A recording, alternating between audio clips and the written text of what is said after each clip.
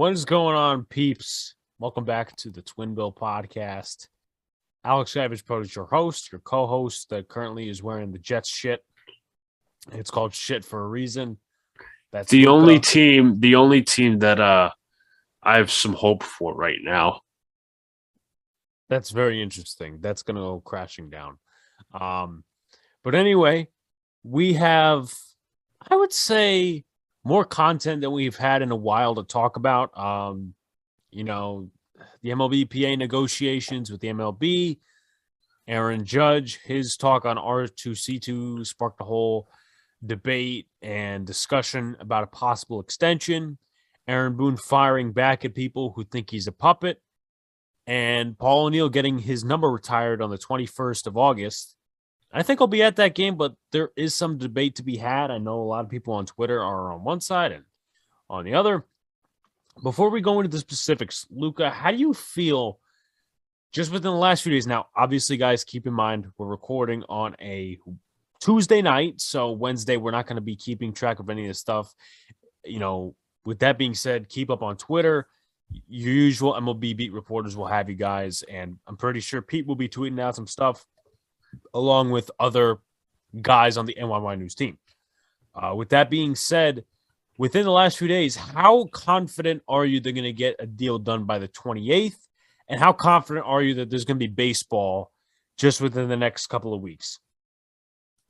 I think my confidence has remained the same as before, honestly. I mean, yeah, they've made progress in the sense of, time and how much they've spent reconvening, but it's not like they've made progress on what they agree on, They're still far apart in some areas. So I don't know, honestly. I mean, I did see a report. I'm going to include this right now. John Heyman said the plan is for Major League Baseball and the Players Union to meet every day through the February 28th deadline for getting the deal done in time to start the season as scheduled on March 31st. I don't think the season is starting on time. We'll see what happens. Kind of a laid-back approach right now for me, at least. And then, you got to love Jeff Passan every day. Well, the deal's not going to be done. Well, no shit, Sherlock. I think we've known that every single day, unless the deal does strike one day, then he could get his happy tweets. But it's basically Captain Obvious, smart-ass tweets. Anyway, my confidence, before we go into the specifics of it, last week when they met, I forget what day it was, and they met for, I want to say 15 minutes. I think that was the tweet. That was the amount of time they met for. My confidence was at a low, and it was really, really low. Even, when we first had the lockout, my confidence was not that low. With that being said, with the negotiations and all that stuff happening this past week, I'm confident that we're going to get baseball before May. But with that being said, I'm not going to sit here and say, oh, well, they're going to get a deal done by the 28th. They're going to get a deal done here or whatever. I'm not going to make predictions because those will go awry. And I do like, just personally, that they've been last couple of days, going in there 2 hours, 3 hours, 4 hours. We got to clap for progress. But with that being said, the tone's getting nicer. I disagree. Stuff isn't necessarily being resolved. Well, one day it was getting nicer. I so disagree with you. Okay, just because they're reconvening for 2-3 hours doesn't mean shit. But I'm just going off of a tweet. Now, maybe this person was wrong. I forget who tweeted it, but it just seemed like I think it was. But Alex, the stuff has to be agreed on for there to be actual progress. I'm not okay. I'm not saying you negative Nancy over here. Anyway, I'm being serious. How can we say there's progress? I'm going off of a beat reporter. Or somebody there said, okay, the MLB, it was either the MLB or the Players Association that said they're being a little more problem resolving, wanting to be, rather than, okay, I'm just going to stick to my stance. Yet they haven't agreed on jack shit, so that I'm means just saying nothing. that's a little bit of progress. But rather than Luca, I'm not saying this is going to be, oh well, we're gonna have a season. No, I'm not expecting to say that. I'm just saying. I'm just saying you're sitting here ripping me. I'm saying what a B reporter said. And don't you think that's just a tiny bit of progress? I'm not saying it's a tiny bit of progress, but it means shit when we got about 6 days until the deadline, in which we won't even start the season on time. Agree to disagree. You are taking the more. I think at this point you're just settling. I'm settling. You're like, you know what? Give us, you know what? We take what we can get. Okay, we can take all the so-called progress we can get instead of just realizing on the real issue they haven't agreed to jack shit yet. Once they start agreeing, they have agreed to jack shit yet. Once they start actually agreeing on things in the time slots, I want you to answer that question. Did I say they agreed on anything? No, you haven't. Yeah, thank you. I'm not alleging you are. But you're saying, we got to clap for progress. Yeah, I'll clap for progress when they start agreeing on stuff. Sarcasm, idiot. When the Giants, were depending or debating on firing Joe Judge, and a certain somebody said, "Clap for progress." Were they being serious? No, they weren't. Exactly. You need to have your sarcasm detector on at all times because right now it seems a little off. But okay, then that beat reporter's an idiot. The beat reporter was a nicer tone. Yeah, they haven't agreed on jack shit. What does that mean? Okay, you know what? We don't have 30 years to debate this. You're being a grandpa right now. I'm being the grandpa. Saying that I'm wrong. Meanwhile, I'm literally on the same boat as you, minus one thing, and you're like, grandpa. Anyway, with that being said, if you want to go into the specifics of the last few days, go ahead and we could start talking about it because there's been, clap for progress. So this is as recent today. The union, the players' union called for 75% of players with between 2 and 3 years of MLB service time to be eligible for arbitration. That is down 5 percentage points from the union's previous offer, which is called for 80% of players in the 2-3 year service bucket to qualify for the Super 2. So now it's 75% of players qualifying for 2 to 3 years of MLB service time to be eligible for arbitration. So that's pretty much that. The union paired the reduced ask on arbitration with a more player-friendly league minimum salary arrangement than they've sought in past offers. The MLBPA has been previously pursuing a flat league minimum salary of $775,000 throughout the term of the next CBA. So here's how it would go 5 years down the line of the next 5-year CBA. 2022 it will be $775,000. 2023 $805,000. 2024 $835,000. 2025 $865,000. 2026 $895,000. So it would be $30K per season added on. Now, where's the MLB on that? Still sticking. Agree. They do not agree. The MLB predictably has offered a lower league minimum to date. The league's proposals. Now, can I ask a question? Yes. With that, now I kind of know the answer, maybe, but I'm going to ask you for clarification. That 775, then it's 800, whatever. That's not players, going into the second year, they earned this. It's the second year of that agreement. It's going to be up. It's the second year of the CBA. Second year of this. Okay, so I was thinking in the right direction. Okay. Yeah. So the MLB predictably has offered a lower minimum to date. The league's proposals have called for a flat $630,000 minimum or a staggered minimum between $615,000 and $725,000, depending on the amount of a player's service time. As Travis Sarchik of The Score pointed out last month, the minimum would need to be set at $650,000 just to keep pace with that of the 2016-2021 CBA after accounting for inflation. The union, as part of its broader efforts to get... I apologize here. So what you're telling me is that the owners are offering generally lower than what it was 2016, 2021. Let me read that. Yep. I mean, that's if we're getting that correct on this show, that's completely sad.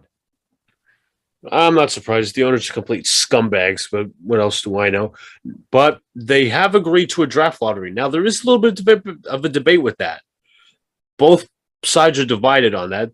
The MLB PA had previously sought for the first 8 picks of the draft to be determined by lottery, but the union has now modified that down to 7.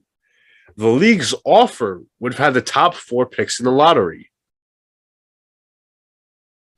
Here's my views on the draft lottery, and I'm gonna guess that you agree with the players here in terms of 7.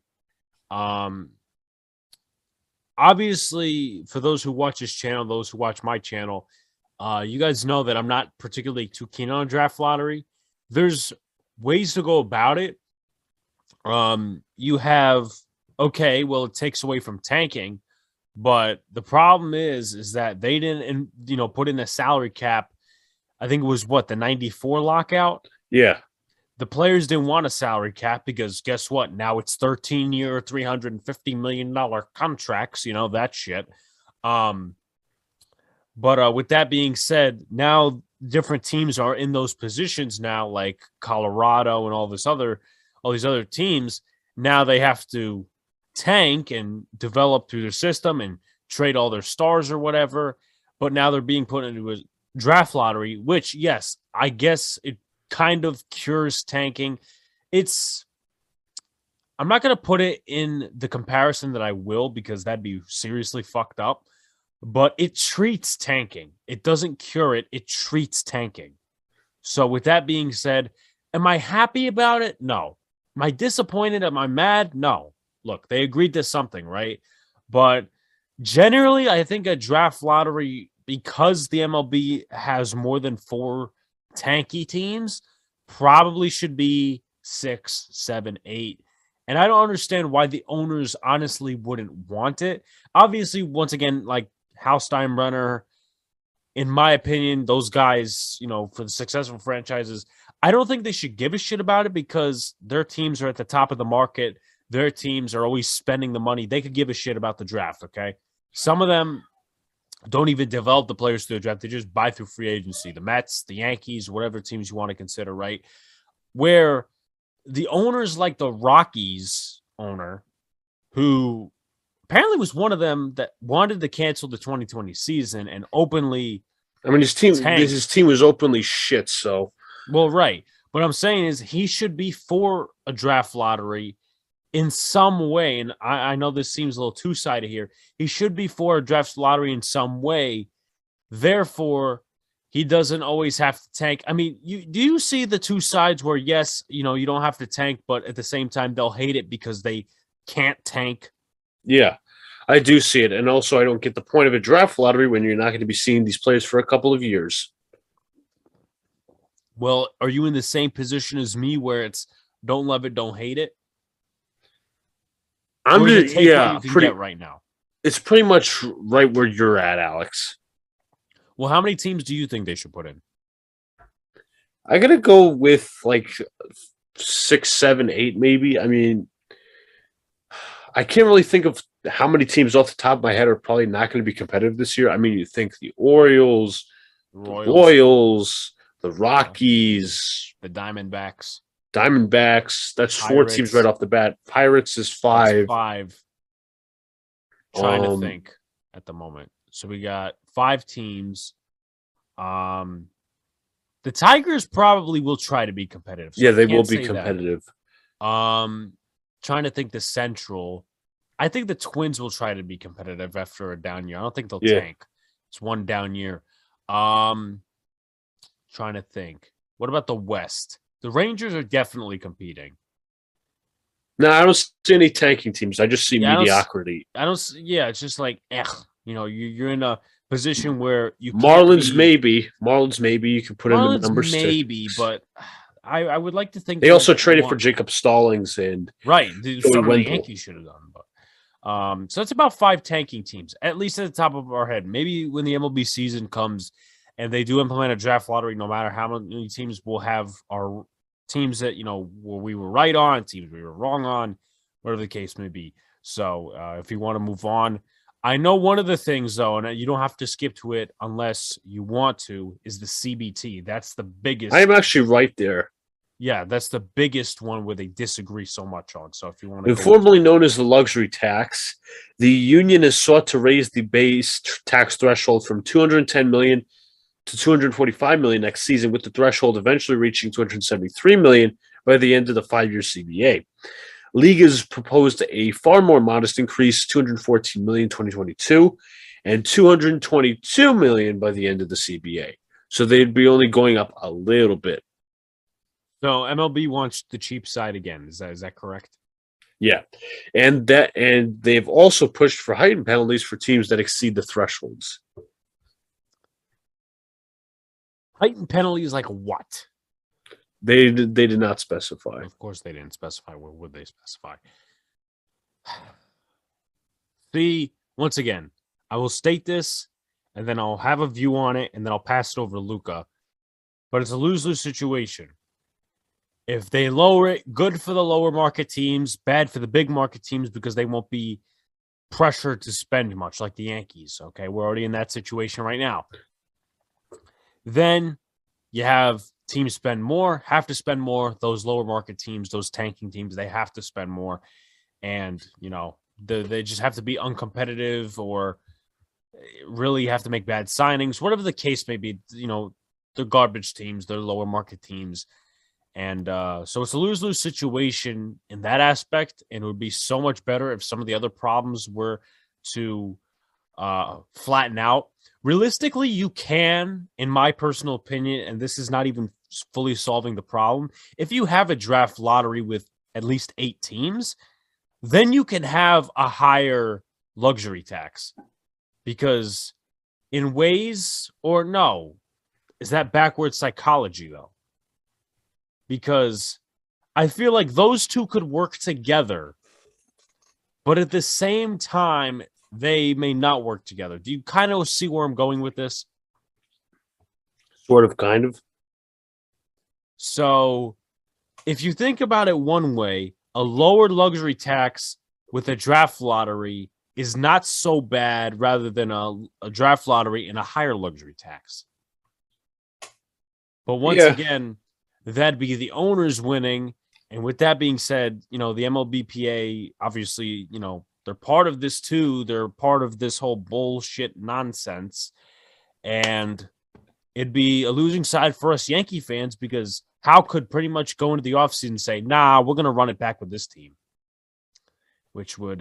we don't need that. 2 things. The league wanted a mediator once again, but the union kind of, I think, rejected that. And also, Marcus Stroman called out Billy Epler. Yeah, I saw that on Twitter. Marcus Stroman's a clown, but that doesn't mean I side with Mets fans. The mediator thing. I saw one of NYY News followers, and he follows me as well, basically saying, well, it's good they rejected a mediator because that would have been taking a month. Do you really think, and I'm not saying they do or don't need it. I'm kind of open to both sides on it because you can make a point. Do you think they need a mediator? Nope. Absolutely not. So I think we're pretty much in agreement on that. So if there's a couple more things, I know the CBT was the biggest issue, and it's still that was pretty much that. So it's pretty much that. Yep. Draft lottery, CBT, what minimum else? salary, Minimum salary, arbitration. What about bonus pool? Nope. None of that's been discussed, or at least per I thought that the league, I think on Monday that the league raised it to like 5 million or something. I don't know. I don't think it was. If you want to look it up right now, I'll bring up another point. But I think it was 15 million, and then the MLB went to 115 million or something like that, where they're still 100 million apart, which really doesn't solve anything. But good thing for people who like minor leaguers, the MLB took away the possible All right, here you go. proposal of I cutting got it. MILB jobs. So you know what? That's a win. I like that. I like that. The MLB raised its pre-arbitration pool bonus pool to 20 million from 15 million. And what did the players do? They stand pat. For some reason, I don't think that's the case, because I could have sworn and maybe I'm wrong on this. I could have sworn the MLB Players Association went up to 115 million. So you're saying MLB owners went up to 20 million? No, the Players Association's at 115 million. And where is the MLB's at 20 million? MLB's at 20 million. Then why don't they just lower it to 100 million like they did before? You could literally, and I'm not doing the calculations right now, but if you're at 20, you're at 100, you do the math, that's 80, 60 million maybe as a bargaining chip. Once again, I'm not saying, oh, well, this, and this. I'm not trying to make an argument for players being paid fucking less. With that being said, as a bargaining chip, if you lower that to 100, maybe you meet in the middle, minus 40, plus 40. But once again, these are two sides that couldn't get shit done before, and who knows if they'll get shit done now. Yeah. So if you want to go into next topic, or if you have Paul anything O'Neill else to say. Paul O'Neill's the next topic. All right. So if you want to outline that. So it was announced today, technically on Tuesday, Paul O'Neill's number is going to be retired. Plaque in Monument Park. August 21st, you said, right? August 21st, 2022. I actually disagree with this move. I know some people who do. I know some people who don't. Not in the sense of people saying it's a money grab, but I don't know. He just doesn't hold the same legacy as the people who are in there. Like, Tino didn't have his number retired. Like, the real Yankees you think of when you think of number retirements, like, were very, like, core to the history. Not saying Paul O'Neill wasn't core to the Yankees title run, but you got to think of guys like Jeter, Mariano Rivera, Jorge Posada, Bernie Williams, Andy Pettitte, who all have their numbers retired and were like pivotal, Yankee pieces. Like, they knew that they were the core of the foundation. And let me say this, we're not a show, and neither is NyynewsTV, I can speak for them too, that always tries to go against the Yankees, or always tries to go against the popular opinion. There are times when we do agree with the popular opinion. Carlos Correa, that's a popular opinion of signing him, actually. But with that being said, here's my view on it. I haven't necessarily made up my mind whether he should be in the Monument Park. Here's my thing, though. You're making it so too obvious to common sense people, at least common sense people, not the dumbasses on Twitter. The gurus. Yeah, the shills, as you would like to say. You're making it seem to common sense people that this is a money grab, because they really started losing money last year through ticket sales because the team was so bad. But let's put it this way. Paul O'Neill retired in 2001.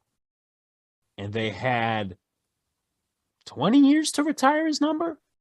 Yeah. You retired Bernie. He retired in 2006. Jeter. And I'm not saying, oh, well, this, and this, right? Obviously, Bernie, as you mentioned, was a little bit more important. Jeter was more important.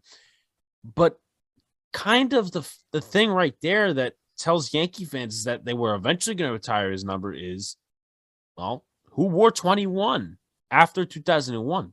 Nobody did. So, to common sense Yankee fans, you're making it seem, okay, we're going to retire Paul O'Neill's number because we're going to grab some money here, whatever we don't make up with the first couple of days of spring training or whatever the case may be.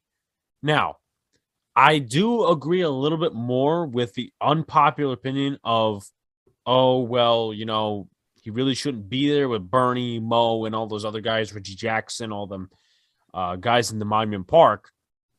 And I disagree with the opinion that, oh, he was a part of the 96 to 2001 pennant-winning New York Yankees and the championship New York Yankees, blah, blah, blah, blah, blah, blah. Okay. I'm not trying to downgrade and degrade overall what Paul O'Neill did for the Yankees. Now, obviously, I was not alive when he was with the Yankees. I was born 2 years after he retired. With that being said, Chuck Knobloch, he scored on a game-winning hit from Alfonso Soriano in 2001. And he played some key roles. Scott Brocious, he had a couple of moments with the Yankees. I'm not saying, he didn't have the same accolades because he wasn't an all-star, at least to my knowledge. Maybe he was, maybe he wasn't. But he had a couple of moments in World Series games. Hit that game-tying 2-run shot off Byung-Hyun Kim in 2001. He had that go-ahead 3-run shot against San Diego in 1998. There's a lot of other, scenarios where he came up in the clutch and where he was a key part of the Yankees and what they did during that whole dynasty. And I'm once again not trying to downgrade what Paul O'Neill did. Now, Scott Brocious was a World Series MVP. He was a Gold Glove Award winner. He was a 3-time World Series champion. And he was an all-star once. That was 1998. And that was the year the Yankees actually got him. But with that being said, overall, I'm not trying to downgrade what Paul O'Neill did for the Yankees. I can't really have too much to judge on because, once again, I wasn't alive. I've watched tons of Yankees classics. I've done a ton of research, at least, since I was young. Do I think Paul O'Neill fits in Monument Park? I'm on the side that he doesn't. But the thing is, I would have been more keen on it if he would have done this years earlier and if it wasn't seeming like a money grabber. Because there's too many signs pointing to it. Did they retire a number last year? I want to know the answer to that. I don't think they did. Nope. I'm going to look it up right now. Last year you could have. Maybe early in the season or something like that. You could have pre-planned it because then the Yankees fans could have said, okay, well, we are coming back from a pandemic year where they didn't have fans. But hey, it's just like the Giants, right? They retired Eli's number and they retired Strahan's number. So there's a couple of points you can make there. I'm trying to find out if they retired any numbers last year. They did not. Their last retired number, let's see, Bernie was 2015. Andy Pettit was 2015. Jeter was 2017. So I believe that was the last retired number. But overall, I'm going to say my thoughts on this. With that being said, I don't think he should be there. With that being said, he's a great broadcaster, puts great analysis on the game. I don't think he should be there. But also, the Yankees should have been a little bit smarter, in my opinion, because there are common sense Yankee fans out there, despite what they think. Do it a couple of years earlier. Your thoughts? Yeah, you pretty much hit the nail on the head. So, what is our next topic? But with that being said, I do have to do our annual thing. Well, not annual because it's not every year, but annual in terms of podcast. Now, we will be getting to Aaron Boone trying to have a set of balls, but what can you do for your balls? Twinbill is sponsored by Manscaped, who is the best in men's below-the-waist grooming. Manscaped offers precision-engineered tools for your family jewels. Manscaped recently launched the Ultimate Men's Hygiene Bundle, the Performance Package. Join over 4 million men worldwide who trust Manscaped with this exclusive offer for you, 20% off, and free worldwide shipping with the code TwinBill20 at manscaped.com. If my math is correct, that's about 8 million balls. So we have 2 more topics here on the show. There's the Aaron Judge debate, and there's a little bit of a discussion there. And there's also the Aaron Boone thing. Now, that was kind of ish a week ago.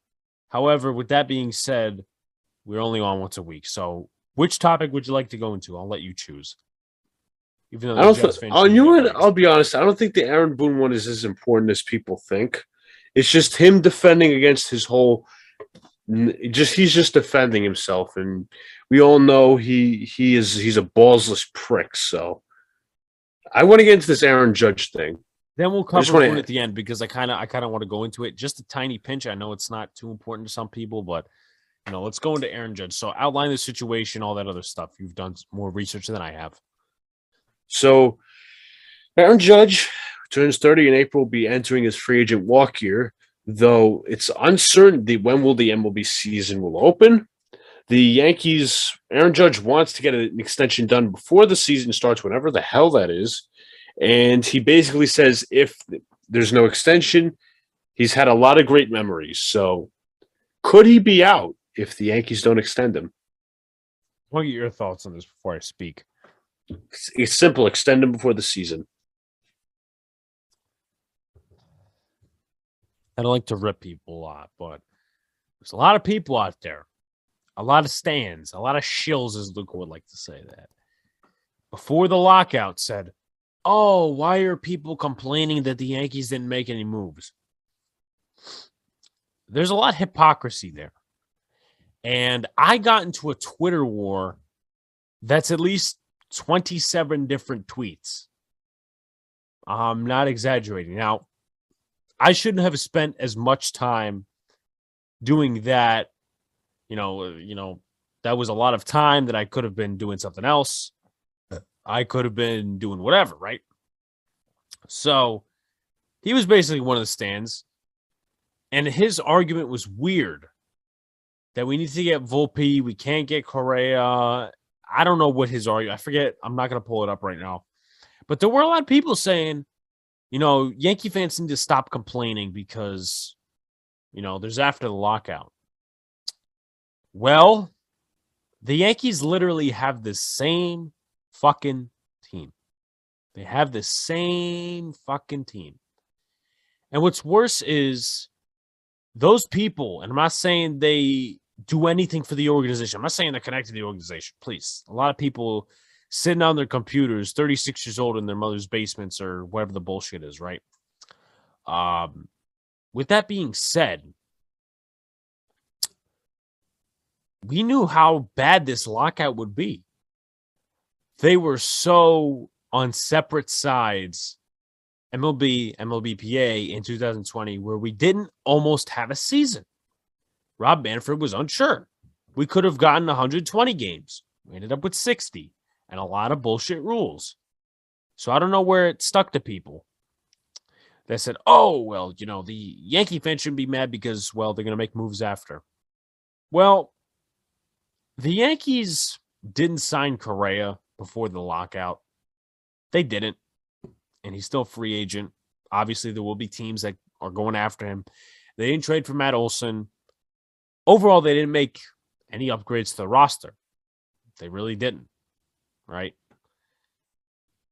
But one of the arguments for not signing Correa that a lot of people get behind, at least the ones that say, oh, let's bring up Volpe or get Simmons or whatever the argument is, right, is, well, he needs money. And this is how, he needs money to sign Aaron Judge. Hal Steinbrenner didn't fucking know that this lockout would be so bad. And I'm sorry. Where was this extension years ago? And there were a lot of people last year saying, oh, trade Aaron Judge. Remember Aaron Judge? I'm sorry. I got to interrupt you for a sec. Okay. I don't like the people with the presence of mind that people think, oh, if the Yankees sign Aaron Judge, Hal's not going to spend money on a big-time shortstop. You know what, people? Stop being so... It just pisses me off, the scared mentality. You're saying they have a settling mentality. Yeah, I guess that's the essence of the point. Yeah, I mean, would you rather? It's like a little debate in your head. Would you rather have Aaron Judge walk next year, who's been your franchise piece, or would you rather have Aaron Judge signed to an extension years on, or grab a stopgap shortstop? Here's the thing, though. And I think it was Oni or Ozzie Guillen Jr. that I was talking with in our NYY News chat. And he said, wait for Juan Soto, because I think he's supposed to be a free agent sometime soon. I said, look, here's the problem. Whether you get rid of Judge, and in that situation, you probably would. And that's, just overall. If you try to wait for Juan Soto, what makes you think that Hal is going to spend any more money? My personal opinion. Because Garrett Cole is still on the books. Giancarlo Stanton's still on the books. Those big contracts are still on the books. LeMahieu. Aaron Hicks. What was that, 10 years or 7 years? 7. 7 years. Okay. Still bullshit contract. Severino, he's still getting paid a big chunk. So it's only $10 million over 4 years. Well, $10 million per but that's year. Still a long-term contract, and we don't know what Sevy's going to be. He only pitched a handful of innings, and people are saying, "Oh, well, he should be the number 2 starter. Should be number 3." And that's one of the Yankees' priorities, or should be, is getting another starting pitcher. But overall, in that situation with Juan Soto, literally you have the same situation. Just you don't have a backup plan, if you think about it. And it's bad, but it's good in one aspect. And I'm not saying it's totally good, but it's bad more so, I would say 90% in the aspect that Judge walks, you try to get Juan Soto, and he doesn't come to you because Hal's not going to spend the money. So you have no option. Let me finish for 1 second. You have no option in right field, so you would have to do... Oh, that's right. Gallo's a free agent after this season. So you wouldn't even have him on the roster. So you would have Stanton if he plays the outfield. Because, we know that Brian Cashman and Aaron Boone love to not play him in the outfield. And then you have Aaron Hicks in center field. And don't tell me Estevan Florial, please. They don't want Estevan Florial on this roster. They don't. It's either they stay with one thing or another. They don't know what to do. They don't want to make up their fucking mind. But just my overall point with this Judge thing. I know a lot of people have been pissed. Oh, he's injured, this other stuff. Well, you could say the same for Mike Trout. Right. You can. And Aaron Judge was relatively healthy last year. Yeah. Giancarlo Stanton, we've been disappointed with him a lot of the times. Last year was arguably his healthiest season in the Yankees uniform. There's a lot of players where you could make that case for. But why not extend Aaron Judge? Why trade him? What fucking options do you have? If you trade him, you're essentially saying we're going into a rebuild. You cannot do otherwise. Because Juan Soto is not a free agent till 2025. You're going to wait till then, or are you going to start the rebuild now? I didn't know he was a free agent. He's got 2-3 years of more of arbitration. Yeah, and I don't... The Nationals, do you think they'd be a team to tank? Going back to our conversation about that? I think they're in purgatory. They're not a team to be competitive. They're not a team to be completely terrible. You got a point there. You do have a point there. But just overall, with this Judge stuff, then I'll hand it over to you. I don't understand why signing him to an extension is taking this long, because he will go to the West Coast if we don't sign him to an extension. I think that's just facts, right? He's from the West Coast. I think he was originally drafted by the A's. I don't know how far Fresno State. I think that's where he went to college. Fresno State. Fresno State. I don't know how far maybe he goes to the Giants. So there's a lot of teams, in the West Coast. Maybe he goes to the Dodgers. I don't know how much money they'll fucking want to spend. But let's stop making excuses, Yankee fans. And once again, we don't try to come on here every time and complain about the Yankees. But these are just good points that we're making. They don't want to sign Correa, all this other stuff. They don't even have Judge's extension done. So you can't even make a point about that, Luca. Yeah, you completely hit the nail on the head. I mean, why hesitate to extend Judge? He's been your most productive player over the past couple of years. I know he hasn't been the most healthy, but you could say the same for Mike Trout. He got a big Jagunda extension. So let's be real. It's not going to be, once this lockout ends, it's just not going to be, let's get to spring training. There's going to have to be moves to be made. And one of those moves should be extending Aaron Judge. He's your franchise piece. Now, did he say something about before opening day? I think he mentioned, before the season starts, he would like to get an extension done, which I agree with. And he says if it doesn't get done, he's had a lot of good memories in New York. I will be pissed if the Yankees do not extend him and he walks. I will be. If he walks, I might just boycott. Now, I probably won't fulfill my promise. I probably won't fulfill it, but that is a move you cannot let happen. And who knows? Who knows if they don't extend him?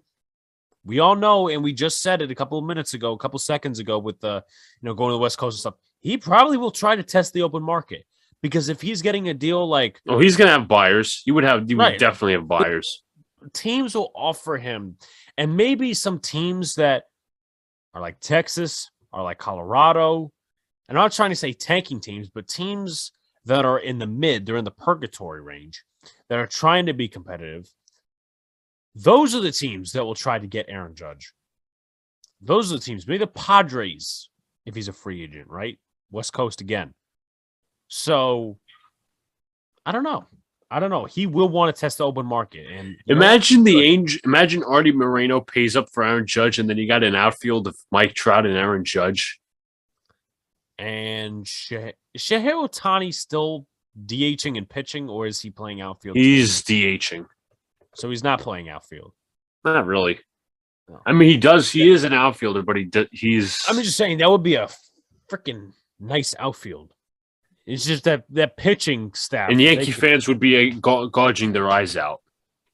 Well, there would be that hopeful pack that say, "Oh, well, we could get Juan Soto," and then he just. I'm telling you right now, if the Yankees do not extend Judge, they're going to make one of those moves just to sell tickets. They'll try to trade for somebody like Stanton or somebody that has one big season. Oh, got to trade for him. Not nearly as good. That's like Giants fans when they were pondering bringing back Odell towards the end of the season, just to sell tickets. That's not real. We're not going to. No. That is not relevant to this conversation, because one could actually be done. One is literally impossible. So, if you got nothing else to say, we could talk about the Aaron Boone thing for a few minutes, and then. Yeah, sure. So I'm pretty much saying that the Yankees do need to extend Aaron Judge. I think that's an obvious. He's your franchise piece. They extended the wrong fucking Aaron. How about that? That contract's horrendous. You don't pay role players 7-year contracts. They're pretty replaceable. I'm not talking about that Aaron. Aaron, you're not talking about Aaron Hicks. Freaking Boone. Even when Donald Stewart, he brought up a really good point last Wednesday, I think it was. He's like, Bob Clappish, whoever, came out with the report that they were pondering Buck Showalter in the middle of July and August. If you were so unsure about him, why would you give him a 3-year extension? Because that's the way the Yankees are run. They're incompetent. They're absolutely fucking incompetent. Anyway, going to the incompetent menace by the name of Aaron Boone, he fires back at a bullshit narrative about him. So he interviewed with Joel Sherman of the New York Post. He unloaded on the narrative that he is some sort of puppet in New York, and he does not like when people call him a data applicator. Interesting use of words. I've never heard anybody call him a data applicator. No. All right, let's continue through the quote line, shall we? What the fuck does that even mean? I've been in this game all my life, bro. I'm as baseball through and through as anyone. Just because I've been open-minded and grown in the game doesn't mean I am any more old school or new school than I've ever been. You are an idiot if you are not aware of all of it. Aaron Boone said he pays plenty of attention to analytics. He realizes the game has evolved and that you need a handle on the numbers side of things. The 48-year-old insists that he does not mean he is any less old school than his peers or those who came before him. Boone says narratives that get started that maybe have some sliver of truth to it, but in the end are kind of bullshit. I have a hard time. It bothers me just as a sport, as an industry, as someone who has been in the game forever and loves it. Sometimes the old school, new school rub. There is this built-in angst declarative. So let me say this. Let me just say for the record, Aaron Boone and Tom Thibodeau, Obviously, we know the Knicks are not good right now. Have almost similar winning percentages. I know You're it's not over a serious, 2 year. are you? I know it's over a two-year span for Tom Thibodeau, but Thibodeau in his time with the Knicks is, I think, he's won 50.4% of his games. Aaron Boone has won 50.7. Aaron Boone's record with the Yankees is 328 and 318. So, are you serious?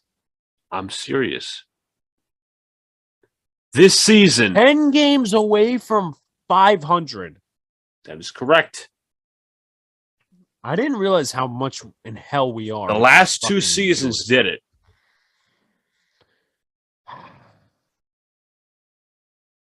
So they also, signed this motherfucker let me back just to an add extension, but they couldn't bring Girardi back because Anyway, so to continue, there were reports last year that the Yankees were not thrilled with his bullpen management and felt he was too easy on the team in public during the tough times. And the article also states, though, he clearly has support from the right people. Who the fuck are the right people? They're the wrong people. Let me say this. It has to be the fans that are getting to him. Because guess what? There's no beat media. Beat media sucks. Okay? Us at NyynewsTV, whoever it is, we need to get media passes. It's never gonna. It may not happen though because we're too tough. We're too ballsy. We need to get media passes and get in there and ask those questions. Because let me say this. This has to be towards the fans. Because guess what? Lindsay Adler and Brendan Cootie, they're not making articles about Aaron Boone being a bad manager and a puppet by analytics. They're making just articles. Eat the shit all up. They're making articles about what time of day it is, what you ate for breakfast, and they're also making articles about the Yankees, the Altuve thing. Remember what the Altuve thing and what happened in Boston? Oh, Boston fans were saying cuss words and Garrett Cole. Have you never seen a rivalry before? Seriously, they're softer than a baby's skin, and I will mention he rubs the lotion on its skin, or else he gets the hose again. That was not needed. Yes, but I'm saying overall, this has to be from the fans. This has to be. It can't be from the media, once again. And he's saying that about the fans, but once again, there's two things that go with that. A, if he's asked about, well, obviously, are you directing this to the fans because none of us have said it? He will say, no, I was just saying the narrative. He would walk that back. Or if you asked a fan about it, a stan about it, they would say, oh, well, I literally just lost the point in my head what they would say about it. They would try to schmooze it somehow. Because Aaron Boone is technically, by this statement, calling them idiots. And then the fans wouldn't revolt. They would just say, well, at least a portion of them would say, okay, Aaron, you're a fucking idiot. We all know it. Meanwhile, you have, the other side that's like, oh, well, Aaron's just fighting back. Listen, obviously, words are words, but actions speak louder than words. And we've gone over this several times overall, at least, in my content creating career. If Aaron Boone is not a puppet, and he's an old school guy, kind of, but he's also new school, and whatever the case may be, right? Actions speak louder than words. Why did your team only win 92 games last year? And you had talent. Listen, some of the talent was bad, okay? Why not sit Gary Sanchez after that play at home plate? Your alternative isn't good. That's Kyle Higashioka. And I think I mentioned it on here, or possibly Boys in the Big Apple. What I mentioned was this. Maybe they got rid of Austin Romine because he was slightly more competition to Gary Sanchez than Kyle Higashioka was, or would have been. Maybe putting less pressure on him. And then a couple of different things you could say in there. Kind of thought it was bullying. bullied by an umpire. That's when you don't have testicles. And then Gleyber Torres doesn't run out a ground ball or makes an error, whatever the fuck, he did. Oh, he feels bad about it. We're just going to need the same bullshit this year. So it was cookie cutter bullshit throughout the press conferences. And the problem is you only got one question throughout the whole year that was directed at Boone and he got pissed off at about the addiction to losing. Get the hell out of here with that. Get the hell out of here with that. And I can't even say that there's one good reporter in there that asks good questions. I can't say that because it's not true. It is not true. And, once again, actions speak louder than words. Sometimes, you may not have the best roster in the world, right? They depended on Talkman. They depended on Gardner, Mike. Just look what the Red Sox did with their roster. Their roster's worse than ours, and Alex Cora got the most out of it. We ended up losing to them in the wild card, and they advanced to the divisional round. The Red Sox literally kept the same roster aside from adding Kyle Schwarber, and they went further than we did because we did jack. Right. And we spent at the deadline. We traded for Anthony Rizzo, traded for Joey Gallo. And once again, another team that you could say they got the most out of, the Braves. They won the World Series. Adam Duvall, fucking nobody in San Francisco, nobody in Cincinnati. Travis d'Arnaud, former Mets catcher, didn't work out. I mean, he was decent with he was okay with the Rays, and then he got better with the Braves, obviously. Jorge Soler was a nobody after he left, Chicago?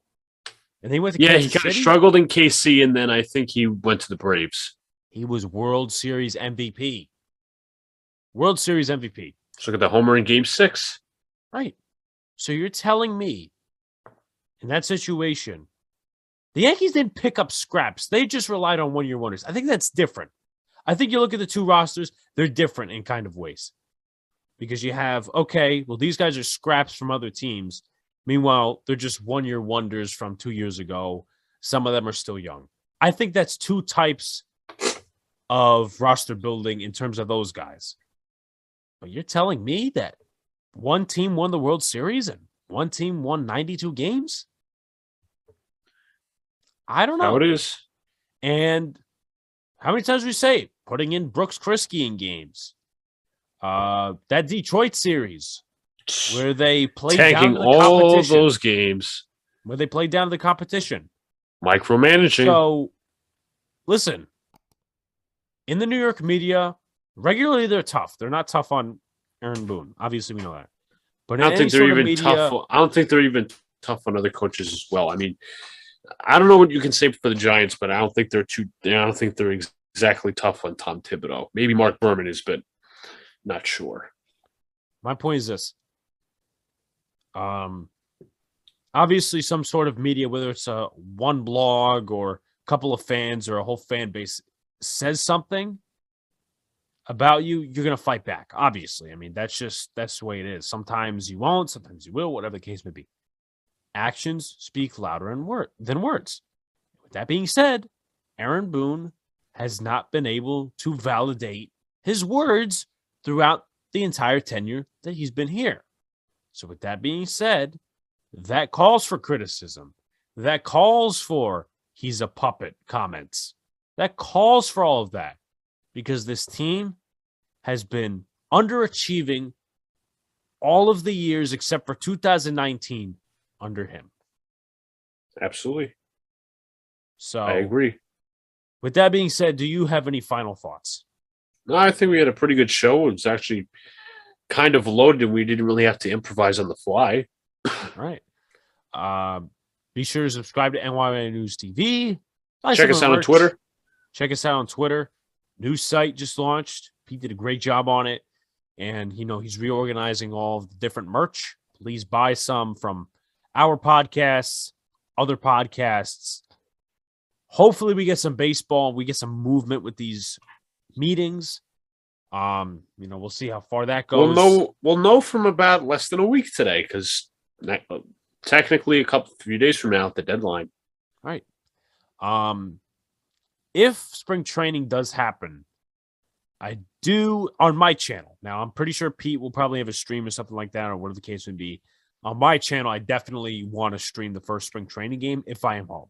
If I'm home, of course. If I'm not home, then I can't do it, obviously. But you know, we're getting closer to baseball in ways.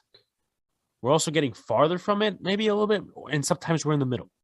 Yeah. We got you covered here at NyynewsTV. No matter what, we're creative.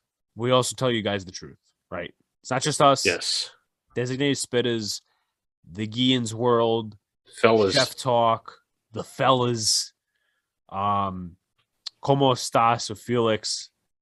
This whole platform, this whole company was based on telling you guys the truth. It was really just put together to tell you guys the truth and give you guys a voice, because there's a lot of people out there that very commercial and they just want to really do it for clicks and stuff. And once again, there's a lot of goals in YouTube and podcasting, but real talk for the real fan. I couldn't have said it better myself in terms of a slogan.